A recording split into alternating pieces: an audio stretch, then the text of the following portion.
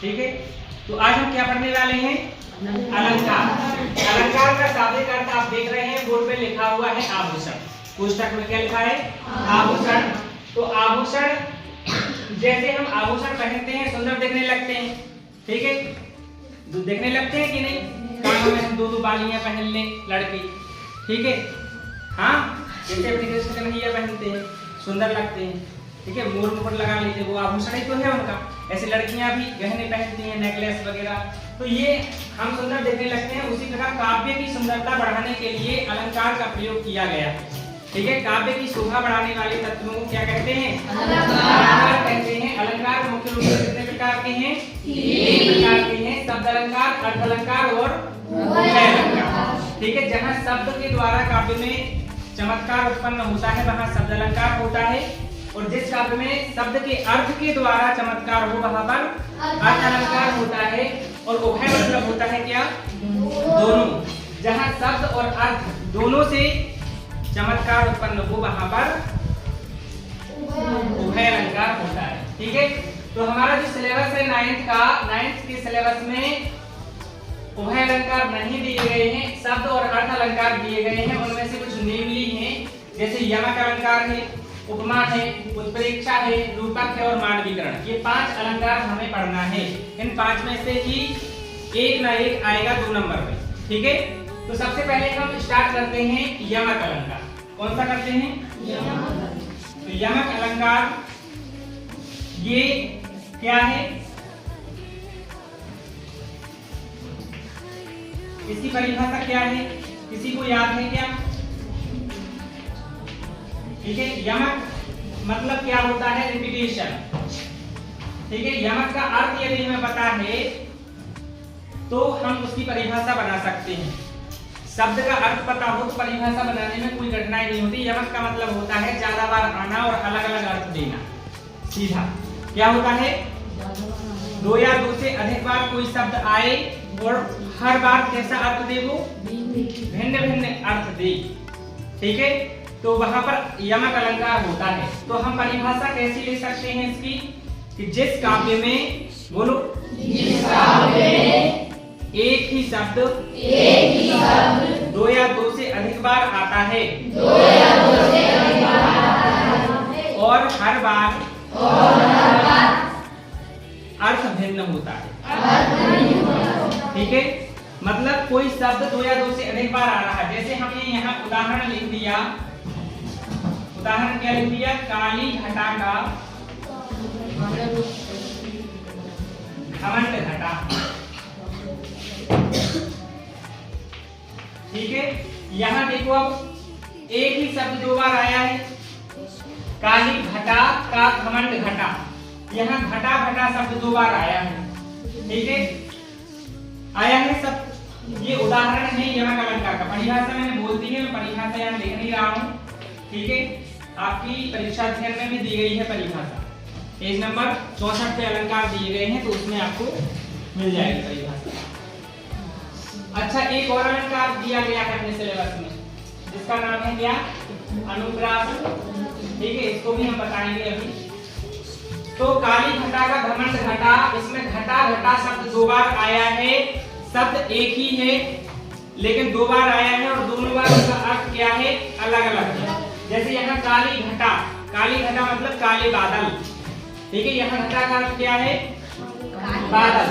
और घमंड घटा, घटा मतलब कम हो गया, ठीक है। यहाँ घटा का मतलब क्या है? घटना, कम हो जाना।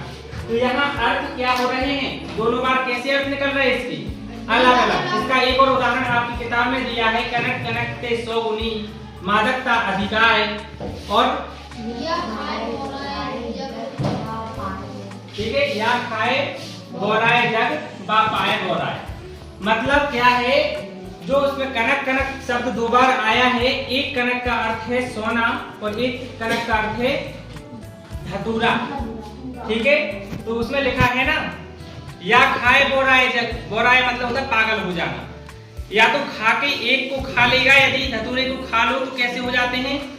पागल हो जाते हैं, ठीक है। उसका नशा इतना खतरनाक होता है कि पागली जैसे हो जाते हैं। और फिर या तो पाकर के पागल हो जाते हैं, यदि सोना बहुत सारा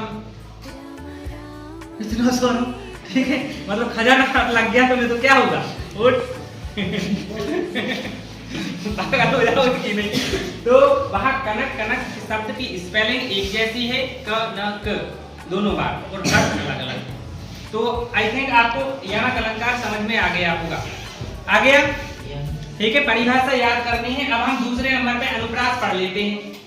कौन सा पढ़ लेते हैं? अनुप्रास अलंकार।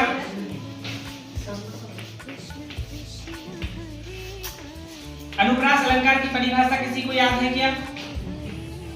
बताओ किस किस को याद है? किसी को याद हो तो बोलो। हाँ बोलो।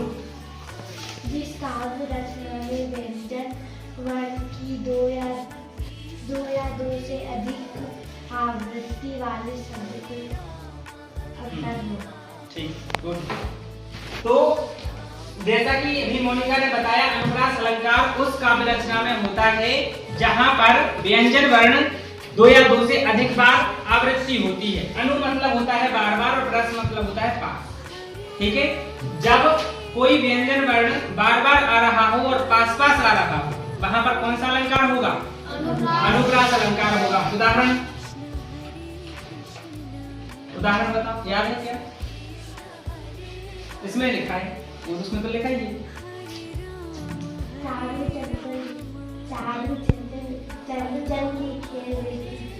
चारु चंद्र की चंचल किरणें खेल रही थी जल थल में, ठीक है। तो देखो यहाँ पे जो उदाहरण बताया है, उदाहरण जो है इसमें इन्होंने बताया है कि चारु चंद्र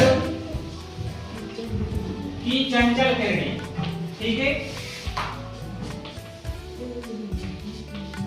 बस इतना ही लिखना है हमको, पूरी कविता थोड़ी लिखना है उनकी, है ना। जो पंचवटी कविता की पंक्ति है मैथिली शरण गुप्त जी की, झांसी के लाल चिचलगांव उत्तर प्रदेश में उनका जन्म हुआ है, ठीक है। तो अपन को उनकी पूरी कविता नहीं लिखना है। तो यहाँ क्या है? चारु चंद्र की चंचल किरणें खेल रही थी जल थल में, ठीक है। और स्वच्छ चांदनी बिछी हुई थी अवनी और अंबर तल में, ऐसी उनकी पौराणिक कविता है। तो यहाँ चा वर्ण जो है ये क्या है? हिंदी का, हिंदी के स्वर और व्यंजन पढ़े हैं, तो ये हिंदी का क्या है? व्यंजन। क्या है? तो जिस काव्य रचना में जो कविताएं होती हैं वो काव्य कहलाते हैं। क्या कहलाते हैं? काव्य। तो काव्य रचना है, काव्य रचना में देखो च च च ये पास पास आ रहे हैं ना। ये हमने गाना भी बताया था, वो खड़क से के खड़कने से खड़कती हैं खिड़कियां, खिड़कियों के खड़कने से खड़कता है खड़क, ठीक है। कितना मुश्किल ये गाना जरा गा के देखा ना, खड़क खड़क के खड़के खिड़की, ऐसा गाता ना, ठीक है। तो यहाँ पे खा आता है उसमें, हंसी का एक वाले, तो याद रखना है, मजे नहीं लेना है, क्योंकि मजा क्या होती है, ठीक है। तो ये दो अलंकार हमारे क्लियर हो गए हैं। अनुप्रास अलंकार कहाँ होगा? जिसका रचना में, बोलो, व्यंजन वर्ण दो या दो से अधिक बार आवृत्ति होती है, वहाँ पर अनुप्रास अलंकार होता है। उदाहरण चारु चंद्र की चंचल किरणें, पूरा नहीं लिखना, ठीक है। तो हो गया, ठीक है। तो आप लोग कौन सा अलंकार पढ़ेंगे? उपमा पढ़ लेते हैं, ठीक है। उपमा अलंकार की परिभाषा किसी को याद है क्या? उपमा का अर्थ क्या होता है? उपमा का अर्थ होता है तुलना। क्या होता है? जैसे हमें किसी की उपमा किसी से नहीं करना चाहिए, ठीक है, कि वो तो उतना पढ़ने में इंटेलिजेंट है, तुम नहीं हो, ऐसे बार बार नहीं कहना चाहिए। एक बार कह दिया तो कह दिया, तो बार बार हम जब उपमा करते हैं किसी की, तो वो हीन भावना अपने आप में महसूस करने लगता है। तो उपमा मतलब क्या होता है? तुलना। तो ऑब्वियसली इस काव्य रचना में एक वस्तु की तुलना दूसरी वस्तु से हो रही होगी, ठीक है। तो उपमा अलंकार कहाँ होगा? उपमा अलंकार कहाँ होगा? जहां एक व्यक्ति या वस्तु की किसी प्रसिद्ध व्यक्ति या वस्तु से तुलना होती है, ठीक है। मतलब ऐसी वस्तु से तुलना करना है जिसको सब जानते हो। ऐसा नहीं कि तुमने कह दिया कि उसका मुख तो सुंदरी जैसा है। कौन सुंदरी है भाई? किसी का नाम मान लो, गांव की कोई एक लड़की है बहुत अच्छी सुंदर, और उसको कोई जानता ही नहीं, अकेले उसी गांव के लोग जानते हैं और तुमने कह दिया कि उसका मुख दोस्त जैसा है। तो किसी प्रसिद्ध व्यक्ति से करना है तुलना, जैसे चांद सा मुखड़ा, ठीक है, कैसा मुखड़ा, चांद सा। तो चांद को तो पूरी दुनिया जानती है, ठीक है। तो मुखड़ा क्या हो गई, एक वस्तु हो गई और वस्तु की तुलना किसी प्रसिद्ध वस्तु से कर दी गई, वहां पर इससे की गई है। तो परिभाषा क्या हो जाएगी, जिस काव्य रचना में किसी वस्तु या व्यक्ति की तुलना किसी प्रसिद्ध व्यक्ति या वस्तु से की जाती है, वहां पर उपमा अलंकार। उदाहरण, नंदन वन सी फूल उठी वह छोटी सी कुटिया में, ठीक है। नंदन वन ये कक्षा 5वीं की किताब में है, हिंदी भाषा भारती। किसकी रचना है,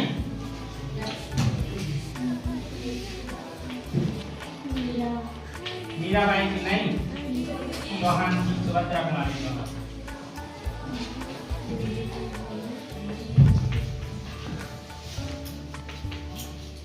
नंदन बंसी फूल छोटी सी कुटिया। तो देखो किसकी तुलना किससे की गई इसमें, ये बताओ। यहाँ पर सुभद्रा कुमारी चौहान जी की एक छोटी सी कुटिया है, क्या है, उनकी छोटी सी कुटिया कैसे फूल उठी, नंदन वन सी। नंदन वन एक प्रसिद्ध वन है, ठीक है। तो ये कब फूल उठी, जब उनकी बिटिया हाथ में माटी लेकर के आई थी, ठीक है, कुछ खाकर और कुछ लिए हाथ में आई थी, ऐसी पंक्ति आती है। तो उसमें नंदन वन से तुलना की गई है किसकी। और उपमा अलंकार के फिर अंग होते हैं कि नहीं। उपमा अलंकार जैसे कोई उदाहरण दिया है तो उस उदाहरण में हम कैसे पहचाने कि उपमा अलंकार है। तो इसकी पहचान सिंपल है, इसमें ऐसे शब्द मिलेंगे तुम्हें, सा, सी, मतलब तुलना करने वाले शब्द। जैसे चांद सा मुखड़ा, तो सा है, था कि नहीं। सी, इसमें देखो नंदन वन सी फूल उठी, तो सी या सी, ठीक है। जैसे और सरेस, सरेस मतलब होता है के जैसा, सरेस, सम, ऐसे शब्द तुलनात्मक वाले शब्द, जैसे जिन शब्दों से हम तुलना करते हैं। जैसे पीपर पात सरिस मन डोला, पीपर के पत्ते के जैसा हमारा मन डोल गया, ठीक है। ये उदाहरण दिया है क्या इसमें, तो ये भी सरल उदाहरण है, ये नहीं करना याद। तो पीपर पात सरिस मन डोला, ठीक है, वो याद कर लो, पीपल के पत्ते जैसा मन डोला, ठीक है। मन डोलते ही तो रहता है, पीपल का पत्ता भी हिलते ही रहता है, वैसे अपना मन भी क्या होता है, डोलते ही रहता है। क्यों हिलता रहता पीपल का पत्ता, क्योंकि वो 24 घंटे ऑक्सीजन देता है, तो हिलते ही रहते हैं, ठीक है। तो ये हो गए उपमा अलंकार, समझ में आ गया। उपमा के 4 अंग होते हैं, कौन कौन से होते हैं, उपमेय, उपमान, वाचक शब्द और साधारण धर्म, ठीक है। तो उपमेय, उपमान, वाचक शब्द और साधारण धर्म, तो ये वाचक शब्द कहलाते हैं। क्या कहलाते हैं, इनको क्या कहते हैं, वाचक शब्द। इसमें क्या होता है, एक वस्तु व्यक्ति की तुलना दूसरे वस्तु व्यक्ति से हो रही होती है और वाचक शब्द इसमें दिखता है, ठीक है। अभी हम ये वाचक शब्द पे ज्यादा फोकस इसलिए कर रहे हैं क्योंकि अगला अलंकार जो हमारा है उसमें वाचक शब्द का लोप होने वाला है, ठीक है। इसलिए आपको याद रखना है कि ये वाचक शब्द सा, सी, से, जैसे, जैसा, जैसी, सरेस, सम, ऐसे शब्द देखने को मिल रहे हैं। तो कौन सा अलंकार है वो, उपमा अलंकार होगा। और अंग्रेजी में इसको मेटाफोर बोलते हैं। लाइक और एज वर्ड मिलेगी तो मेटाफोर फिगर ऑफ स्पीच मिलेगा। लाइक मतलब क्या होता है, जैसे, जैसा, जैसी, ठीक है, या एज मतलब भी वही होता है, ठीक है। तो हमने जैसे एग्जांपल दिया, my heart is broken like mirror, ठीक है, बाय हार्ट। मेरा दिल शीशे की तरह तोड़ दिया है उसने, ठीक है। तो यहाँ दिल को किस किस जैसा कह दिया गया है, शीशे की तरह, ठीक है। तो my heart is broken like mirror by heart, ठीक है। तो यहाँ पे जो लाइक शब्द आया है इससे हम पहचानेंगे कि इसमें कौन सा अलंकार है, उपमा अलंकार है। ठीक है, तो मैंने गलत शब्द बोल दिया था, मेटाफोर मतलब रूपक होता है, उपमा को सिमिली बोलते हैं। क्या बोलते हैं? सिमिली। ठीक है, तो याद रखना है अपन पहले फिलहाल तो हिंदी का याद रखें। ठीक है, इंग्लिश में 10th में मिलेगा और इंग्लिश में 9th में भी ये आ जाता है कभी कभी। तो इसके बाद हम कौन सा अलंकार पढ़ने वाले हैं? उसके आपको चारों चीजों को पता रखना है। उपमेय क्या होता, उपमान क्या होता, वाचक शब्द क्या होता और साधारण धर्म क्या होता, क्योंकि ये भी पेपर में पूछ लिए जाते हैं। और आगे की जो परिभाषाएं उत्प्रेक्षा की और रूपक की है उसमें भी उपमेय और उपमान शब्दों का जिक्र होना है परिभाषा में। तो उपमेय क्या होता है बताओ? पहले हम इसके जो 4 अंग हैं उनको समझ लेते हैं। उपमेय है, बताओ मोनिका क्या होता? हाँ, जिसकी तुलना की जाती है। ठीक है,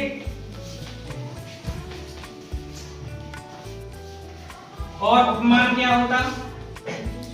जिस व्यक्ति या वस्तु से समानता की जाती है, जिससे तुलना की जाती है। ठीक है, और वाचक शब्द है तीसरे नंबर पे।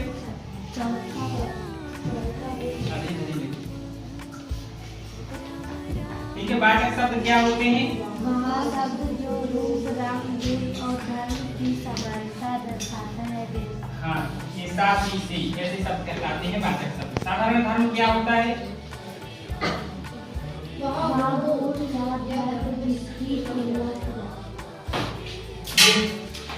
गुण होता है। ठीक है, तो ऐसे हम इनको याद रख सकते हैं।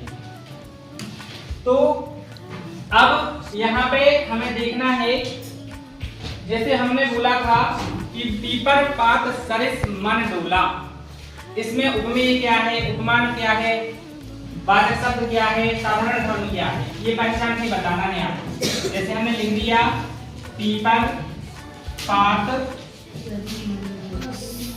सरिस मन डोला, तो इसमें चारों को आपको पहचान के बताना है। देखो, जिसकी तुलना की जाती है, किसकी तुलना हो रही है? मन की। ठीक है, तो मन क्या हो गया? उपमेय।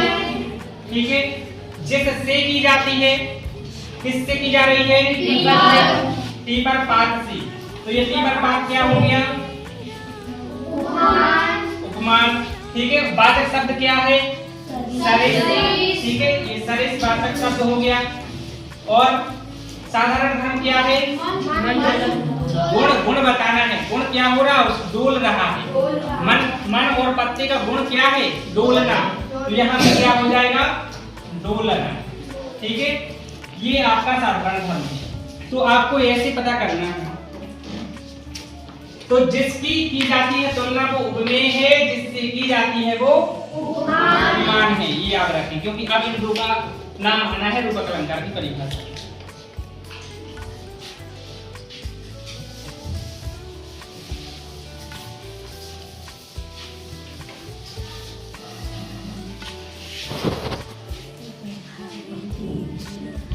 तो रूपक अलंकार पढ़ते हैं अब। ठीक है, रूपक का अर्थ क्या होता है? रूप दे देना। क्या होता है? तो यहाँ रूपक अलंकार कहाँ होगा?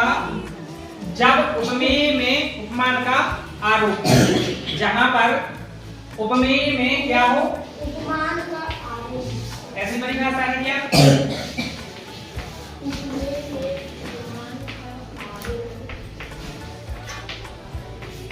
इतना याद रखना है।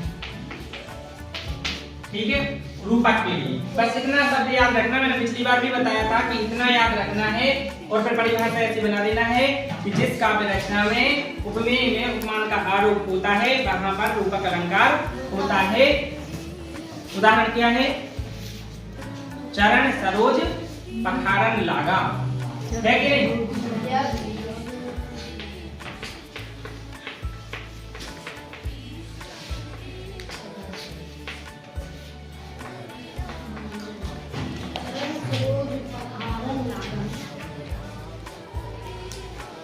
या फिर ऐसा भी है, चरण कमल बंदौ हरिराई।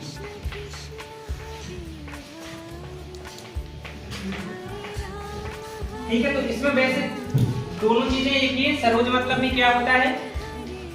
कमल, हमारी मम्मी का नाम है, तो कमल, और यहाँ भी कमल है, मतलब चरण सरोज, इसके बीच में चरण को सरोज कह दिया। क्या कह दिया है? मतलब जो उपमेय है जिसकी तुलना, उपमेय कौन होता है? जिसकी तुलना की जाती है, और उपमान क्या होता है? जिससे तुलना की जाती है। तो यहाँ तुलना नहीं की जा रही, उपमान का आरोप कर दिया। उपमान वही है, उपमेय ही क्या है? उपमान है। मतलब चरण ही क्या है? कमल है, सीधा कह दिया। चरण कमल जैसे नहीं है, यदि जैसे कहते तो कौन सा अलंकार हो जाता? उपमा हो जाता, लेकिन चरण कमल जैसे नहीं है। चरण क्या है? कमल। ठीक है, तो यहाँ चरण कमल पखारन लागा। भगवान जो श्री कृष्ण है, भगवान विष्णु है, उनके चरणों को कमल कहा गया है। क्या कहा गया है? चरण कमल बंदौ हरिराई। ठीक है, चरण कमल की वंदना करते हैं हम भगवान की। ठीक है, तो यहाँ पे क्या होता है कि जो उपमेय है, चरण की तुलना की जानी थी इससे, लेकिन तुलना ना की करके क्या कह दिया? उसी ने आरोप लगा दिया कि वही है, वो चीज क्या है? वही है, चरण ही कमल है। ठीक है, इसका उदाहरण हमने ऐसा भी बताया था कि गांव में कहते हैं अपन, क्या कहते हैं कि हमारी बिटिया तो गौ है। ठीक है, गौ जैसी नहीं, गौरी, मतलब गौ के जैसी सीधी सादी है। वो गैया सीधी सादी नहीं होती, तो कुछ लड़कियां भी इसमें मारती। तो ऐसे लड़का, कई माता बता रहे अभी हमारा लड़का तो राम है। ठीक है, राम है मतलब राम के जैसा है, राम के जैसे गुण हैं उसमें, ऐसा कहते हैं। यदि हमें बिल्कुल अच्छा लड़का मिल जाए कोई, तो हम उसको वहां पे हम रूपक अलंकार से उसको कर देते हैं कि हमारा भाई या हमारा लड़का तो क्या है? राम है। ठीक है, या फिर जैसे कि बड़े सर नरेंद्र को परशुराम कहते हैं। ठीक है, परशुराम जैसा नहीं, वो परशुराम ही है। तो वहां पे क्या हो जाता है? रूपक, उपमेय में उपमान का आरोप हो जाता है। क्या होता है? उपमेय में उपमान का आरोप होता है। चरण सरोज पखारन लागा, चरण कमल बंदौ हरिराई। ये उदाहरण हो जाएंगे, एक उदाहरण से काम चल जाना है अपना। ठीक है, अगला अलंकार हम कौन सा पढ़ेंगे? उत्प्रेक्षा। ठीक है, तो उत्प्रेक्षा अलंकार में क्या होता है? उपमेय में उपमान की संभावना होती है। क्या होती है? इतना हमें याद रखना है। उत्प्रेक्षा अलंकार कहाँ होगा हमारा? उपमेय में उपमान की संभावना होगी। क्या होगी? संभावना मतलब संभावना तो समझते हो कि नहीं समझते? संभावना मतलब लगेगा कि वो चीज वो है। ठीक है, तो जैसे इसका उदाहरण सुंदरकांड के हम सोरठा से लेते हैं। ठीक है, जनु अशोक अंगार दीन मुद्रिका डारी तब, ये लिखा है इसमें। ठीक है, क्या लिखा है? जनु अशोक अंगार दीनी मुद्रिका डारी तब।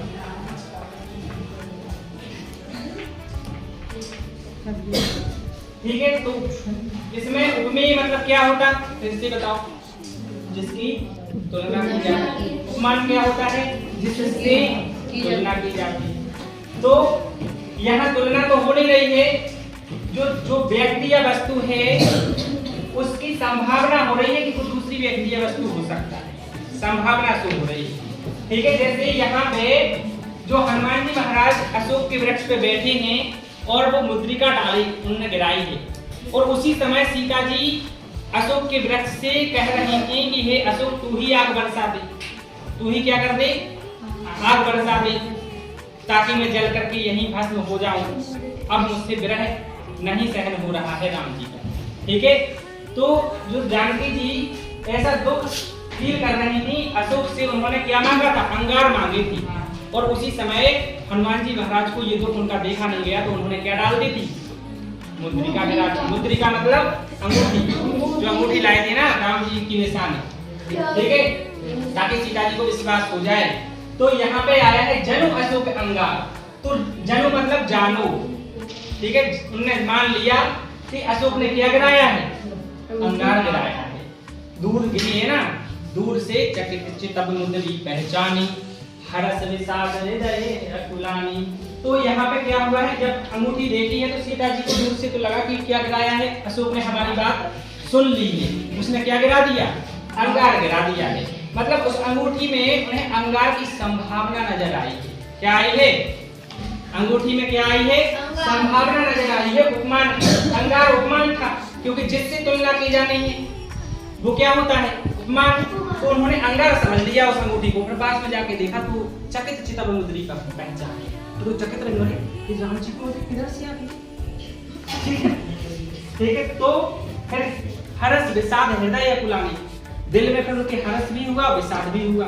हर्ष मतलब खुशी हुई और फिर दुख भी हुआ कि कौन लाया हो। तो वो अपन सुंदरकांड नहीं सुना रहे, इधर पे आ जाए वापस। तो उपमेय में उपमान की संभावना हो रही है। जो उपमेय है मुद्रिका, उसको कैसा लगा उनको कि वो क्या है? अंगार है। उपमान की क्या हो गई? इसमें संभावना आ गई है। तो इसमें क्या हो गया यहाँ पे? अब सारे क्रिया तो हमें समझ में नहीं आती, हम कैसे पता करेंगे? मान लो कोई दूसरा उदाहरण आ गया, उसमें पूछ लिया कि इसमें कौन सा अलंकार है, हमें नहीं आती है, कैसे पता करेंगे? तो इसके लिए अपन को शब्द भंडार बढ़ाना पड़ेगा, इनकी पढ़नी पड़ेगी। इसलिए कहते हैं रामचरितमानस में पढ़ा करो, उसी में से आगे पूरे उदाहरण। तो देखो अब हम बात कर लेते हैं कि जनु ऐसे शब्दों से हम पहचान करेंगे कि इसमें उत्प्रेक्षा अलंकार है, ठीक है। जनु शब्द आएगा, मनु शब्द आएगा, जानु